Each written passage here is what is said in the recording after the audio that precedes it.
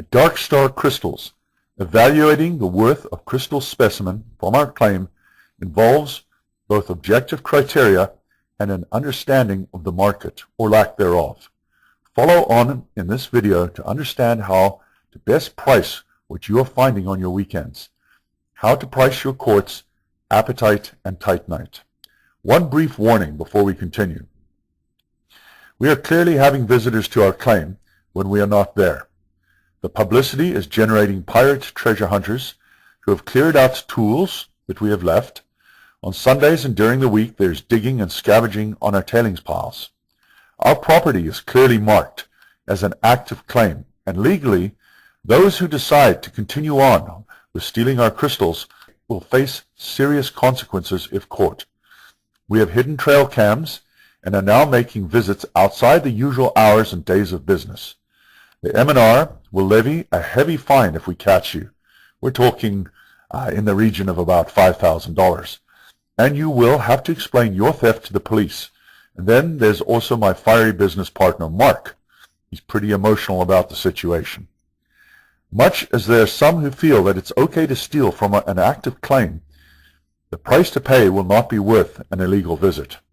Add to that, those who do these kinds of things are likely to be shunned by the legal rockhound community for their lack of integrity, because most rockhounds follow a relatively ethical route, and those are the kind of people we have encountered so far.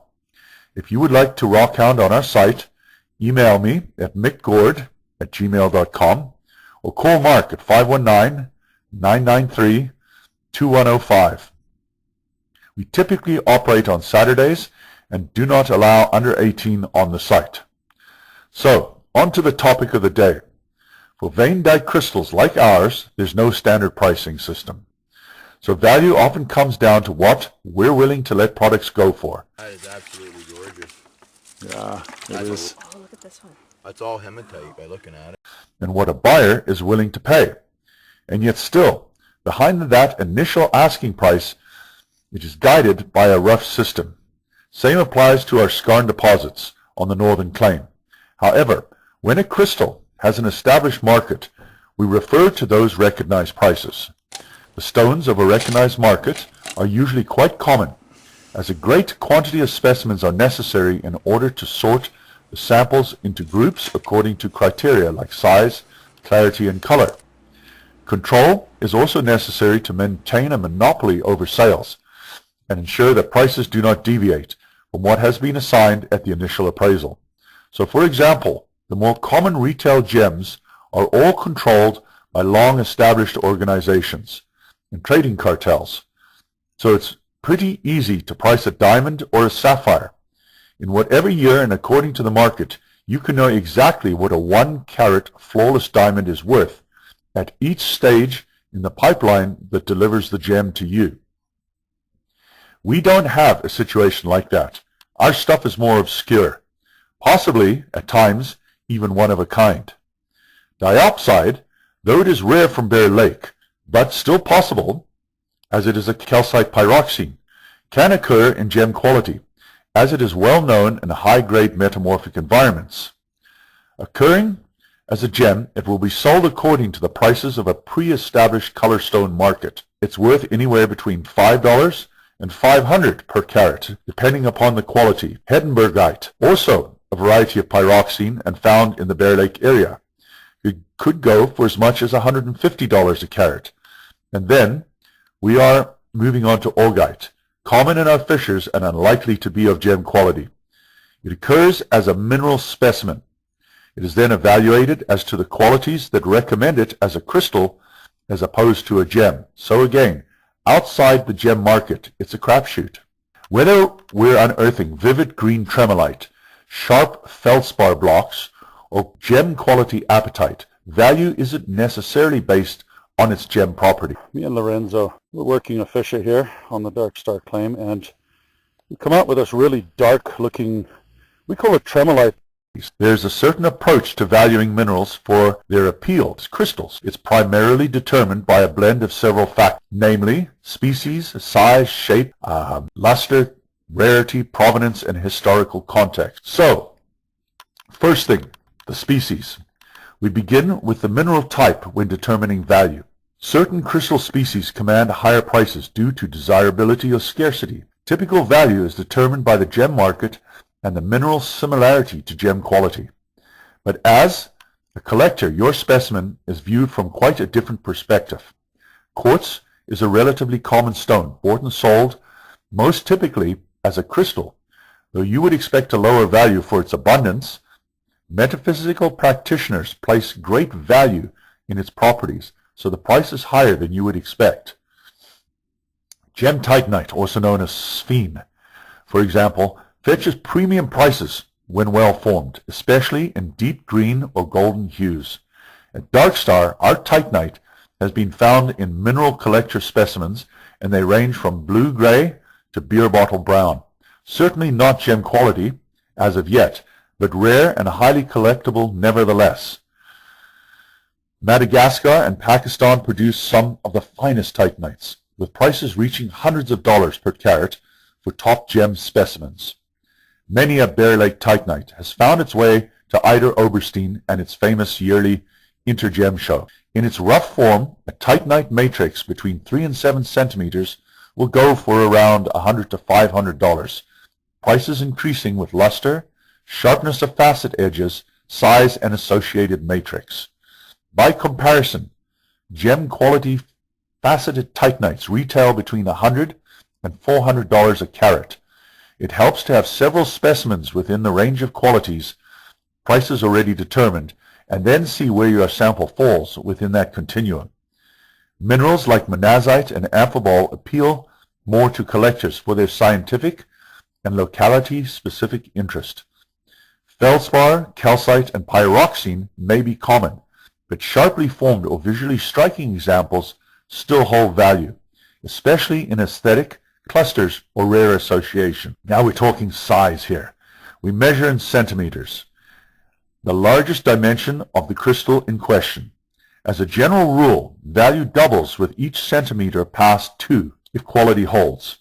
A 3 centimeter gemmy titanite may fetch $50 to $200, while a flawless 5 centimeter piece can go for around $700.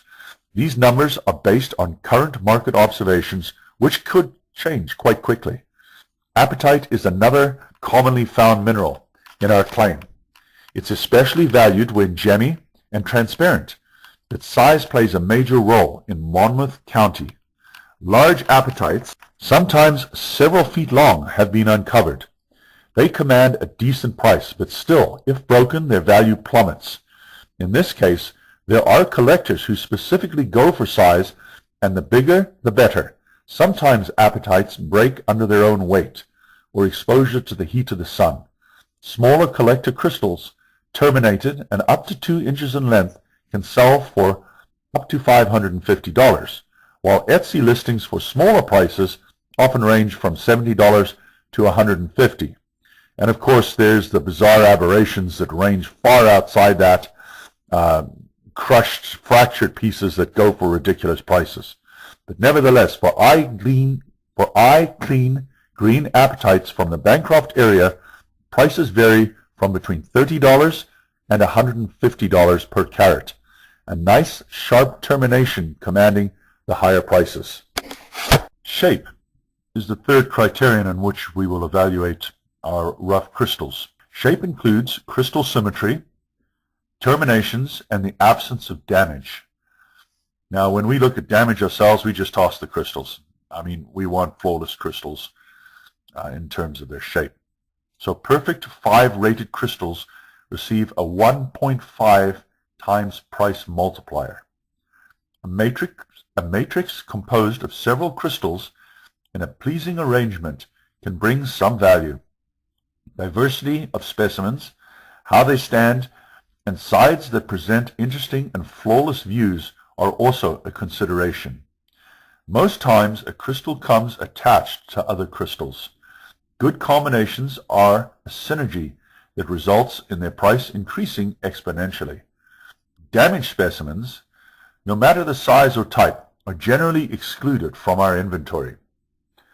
At Darkstar, quality trumps quantity every time. We don't even keep the damaged crystals.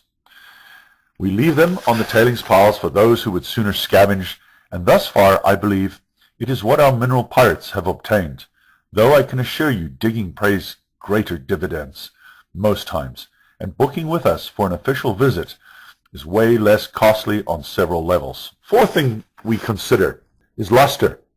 A crystal's surface shine significantly impacts appeal. Rotate each piece under an LED light. A near adamantine sparkle on titanite, a resinous apatite, or a pearly shimmer on feldspar can add 20 to 40% to value. Now again, you would expect a certain level of that anyway, but if it is quite exceptional to what you would normally expect, that's when you're adding on this 20 to 40%. Dull or weathered surfaces do the opposite. Improper cleaning, especially with iron out, can ruin an otherwise premium piece. When spending a significant time exposed to the elements or underwater, we have found that our amphibole and pyroxene crystals become very weathered looking, and thus their price is reduced. The fifth quality by which we evaluate crystals is rarity. Crystals with unique traits, zoning, twinning, unusual colors, or rare mineral associations fetch a premium. It would appear that we have a lot of that on the Dark Star claim. For example, a monazite cluster on calcite or titanite intergrown with amphibole can receive a 1.3 times rarity bonus. In other words, you're multiplying the value of that crystal by 1.3 times. Keep provenance records. Collectors pay more for well-documented finds. Here at Dark Star Crystal Mines, we are faced with a bit of a conundrum. We have a skarn on our north claim that is producing pockets of quartz, each pocket entirely different from the previous pocket. Initially, we were getting Martian blueberries, as we call them. See an earlier video if you're not sure what that means. And they are much like what you would have found at Quirk Lake. But then we started extracting amethyst and orange pumpkins. And now, as of yesterday, pockets are revealing stacked hematite and black quartz with orange hematite streaks. How do we price this stuff? It hits top dollar in the rarity category for sure. Compared to what came from Lyndhurst, much as Lyndhurst had flawless doubly terminated prisms, there is so much of it that the market is flooded with other similar examples, so they fetch a lower price. The Bear Lake claim is particularly prized for its unique mineral associations, including ferrifluorocataporite. If you can prove the provenance and follow up with a lab report, this new mineral can change a specimen worth $100 to possibly a specimen of about $1,000 or $5,000. I believe there are only a few confirmed specimens of ferrifluorocataporite in existence. Meanwhile, collectors worldwide continue to value regions like Pakistan and Afghanistan for their vibrant, large specimens due to both geological uniqueness and limited access. Yes, political turmoil adds to rarity, as the supply channels are typically disrupted. Now we talk about historical context and market trends. Historical mine closures and marketing also influence prices on rough crystals. Consider tanzanite, Tiffany's 1967 campaign. The slogan was "Gem for a Generation." Pushed prices from $20 to $100 per carat. It was following along with the same clever marketing practice of "Diamonds are forever." By the 1990s, demand for tanzanite surged further, with top-grade stones reaching $800 per carat by the 2000s. Today, fine terminated crystals can exceed $1,200 a carat, and this has been driven by mine depletion, government restriction, and collector demand. So, I mean, why the demand? Well, obviously there's the rarity, and also, there's market trends as well. Similarly, actinolite from the now closed Jeffreys mine in Quebec can fetch significant premiums compared to local actinolite due to quality and rarity. And of course, there are Ontario examples: zircon from the Old MacDonald mine, Urana cubes from the Richardson Fission mine, and green fluorite plates from Madoc, where almost all of the mines are now closed to the public. These are all highly sought-after specimens due to the reputation of their source location. And specific to our claim, the usual Bear Lake specimens are indeed possibly one of the most sought-after crystal locations in the province. Museums the world over proudly display fine Bear Lake specimens. Collectors place high value on crystals from famous or rare localities this season. So at Darkstar, we also have the consideration of what we call earth crystals for a metaphysical market. There is an industry-wide move away from metaphysical crystals that have been sourced under conditions that are less than ethical. Clearly, we are ethical. We are locally sourced, and it's us or you who do the mining. Value is given to locally sourced minerals where you can know who is doing the mining, or better yet, you can do it yourself. If you are looking for personal meaning in your crystal collection, this arrangement is ideal. Though greater financial value is tacked onto those particular specimens, some might find greater personal value in being able to say, I mined this specimen myself. And indeed, you have a story to go with the struggle that finally brought your crystal to the surface for the first time in eternity. Good luck with your pricing. Again, a lot of this is just about a negotiation. How bad do you want it? How bad do I want to sell it? Right? And again, we're not at that point where we're selling, but you are at a point where you are finding. Good luck.